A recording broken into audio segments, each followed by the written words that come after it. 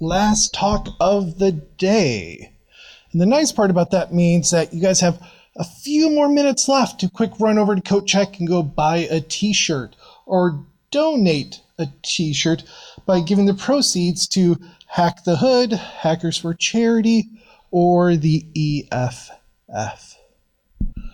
Now, with that being said, we get to listen to a very interesting talk where back in the day, my roommates and I would install rats on our computers while we would compete in Counter-Strike, just so when they think we have each other ready to kill, nope, we move their mouse. Or we suddenly start jiggling them around. They're like, no! So as a result, they started getting more interesting. As you might imagine, roommates start to escalate between each other. And before you know it, we have government-sponsored rats on all of our computers. And we spend all weekend trying to ferret them out, wash, rinse, repeat. So I look forward to hearing from Ivona speaking about a very interesting rat that has not received a lot of attention and yet is used in many places that you would never expect. Hello everyone.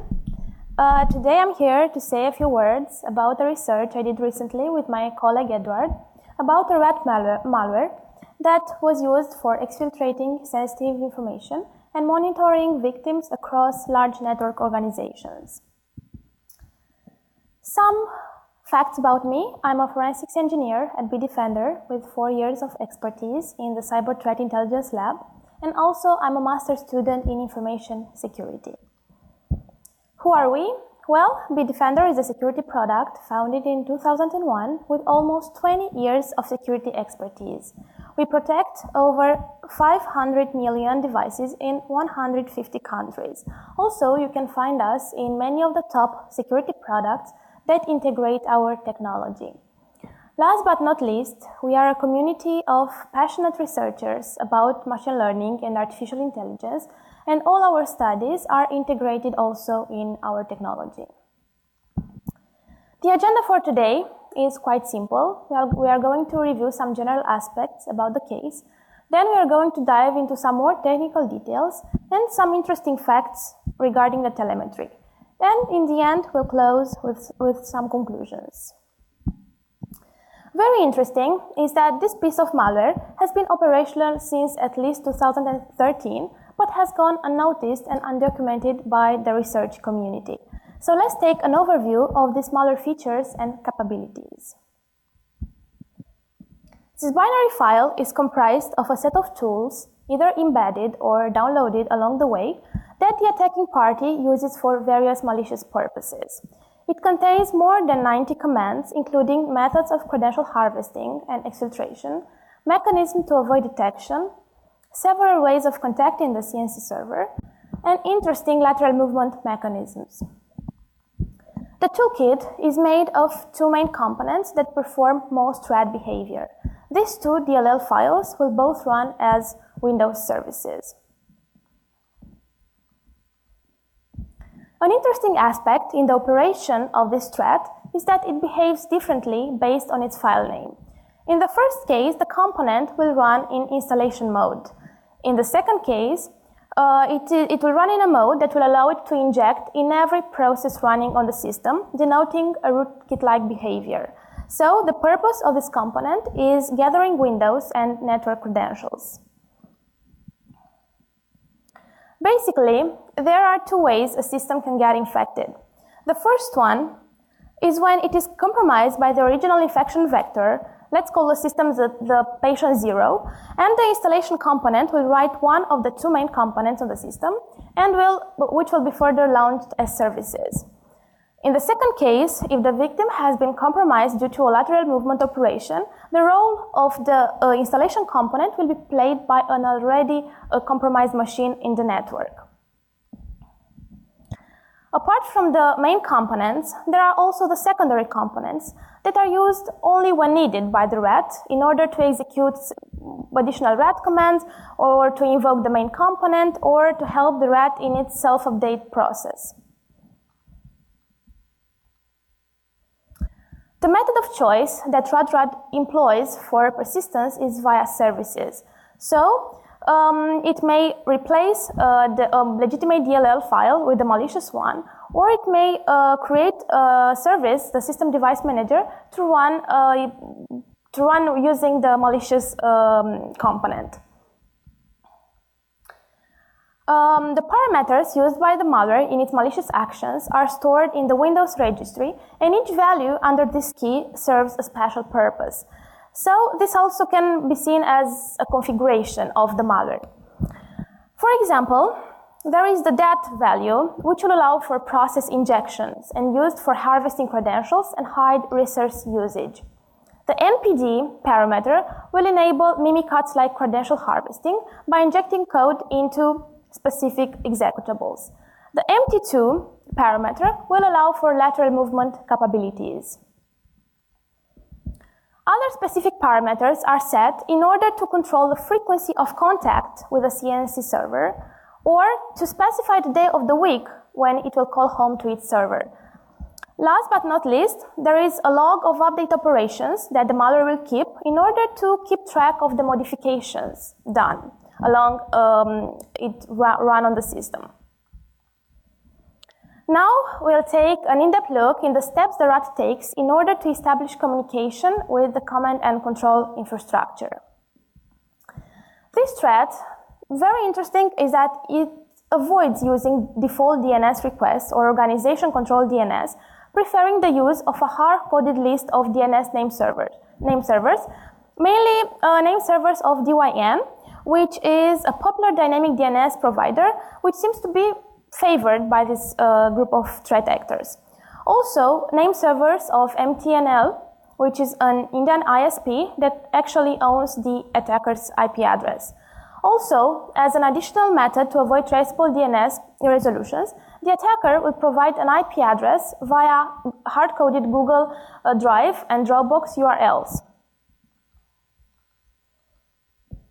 So, the resource available at Dropbox or Google Drive hard-coded URLs contains an IP address and along with the flag, which will indicate if it should enable the DNS resolution or not, in case the connection to the given IP will fail.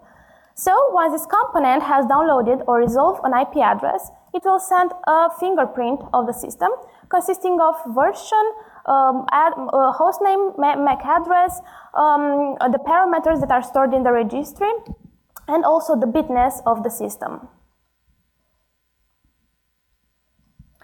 RadRAT's current command control set supports 92 instructions, some of which are not yet implemented, meaning that the developer is still in work in progress with the development of this RAT.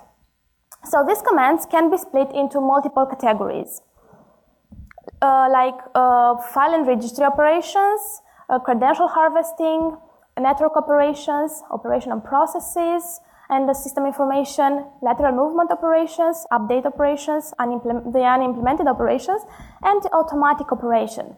But because there are a lot of commands and this time is limited, we'll highlight and analyze the most interesting categories, and the ones are credential harvesting and lateral movement operations. The highest risk that arises with the RadRAT is its powerful data theft capabilities. So the main focus of this command is credential theft through NTLM hash harvesting through the pass the hash technique. So it allows the attacker to authenticate to remote server only by using the NTLM hash and not the plaintext password, as is usually the case. So it is very interesting, this technique, because it is very used by the attacker. And also, another method of gaining access to sensitive data is by decrypting the credentials stored under application data directories.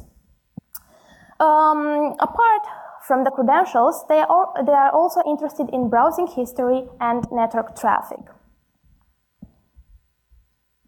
Another mean of credential harvesting is when the parameter dat from registry is enabled, meaning that functions responsible for intercepting usernames and passwords entered into Windows credential prompts will be hooked, so the credentials will be stolen. Last but not least, there is a group of operations that focus on network discovery and network traffic sniffing through ARP poisoning. So the attacker will choose multiple IPs between which the communication will be intercepted. So these components that will redirect the spoofed ARP packets will intercept SMB connections or RDP sessions. So it is very possible to intercept even credentials. This credential harvesting is done every 72 hours, and the amount of credential collected goes hand in glove with the lateral movement operations. So in order to infect other machine across the network, the specific parameter from the registry will be set, namely MT2. So it can take values from 0 to 3, representing different ways to infect the target machine. So for example, 0 means that no infection will be attempted. 1 means that infection is attempted with a current component using empty credentials.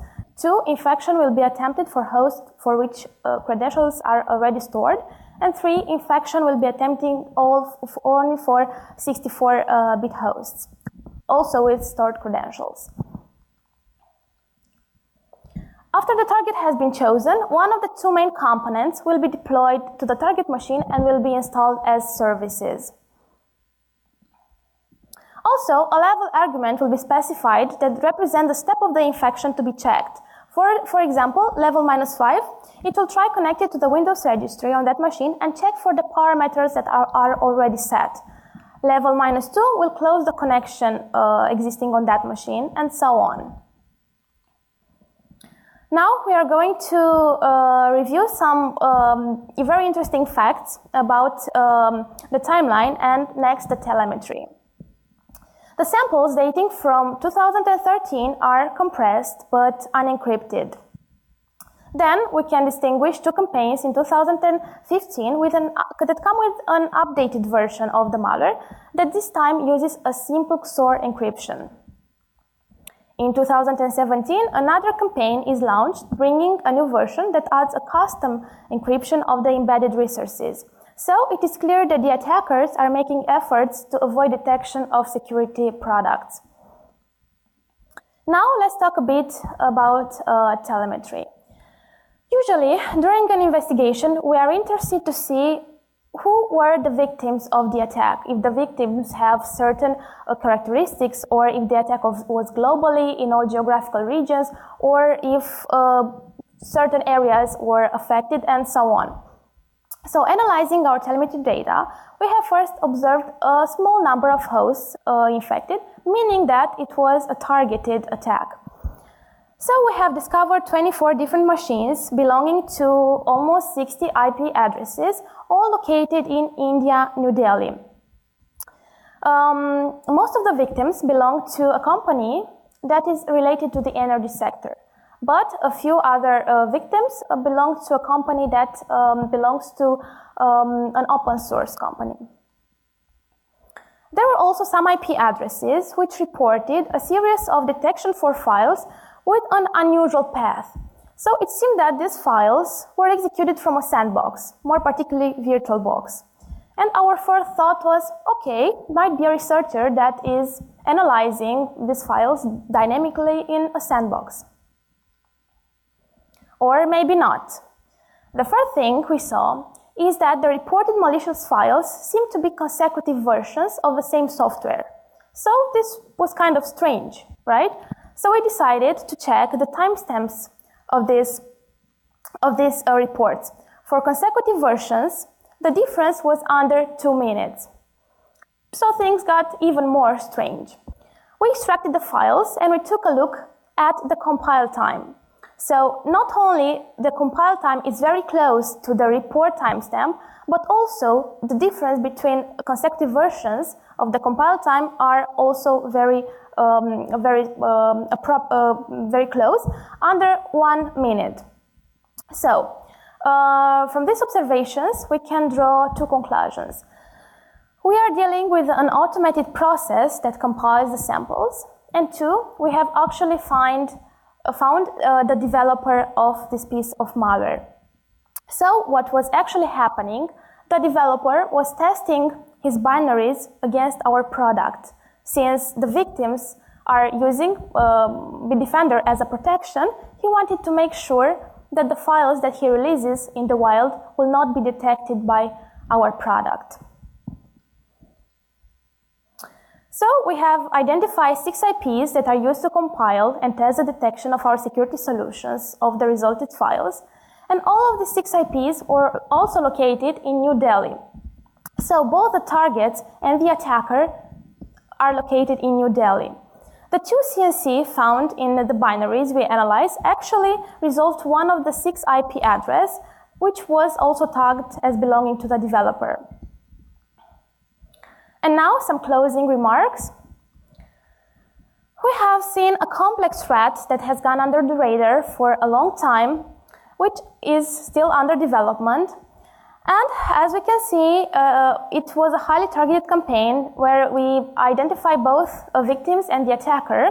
And we can proudly say that we managed to detect almost all the files that he compiled in his sandbox. For more indicators of compromise, such as domains and hashes, you can check our Bitdefender technical blog, or if you want to check the white paper section to find more resources.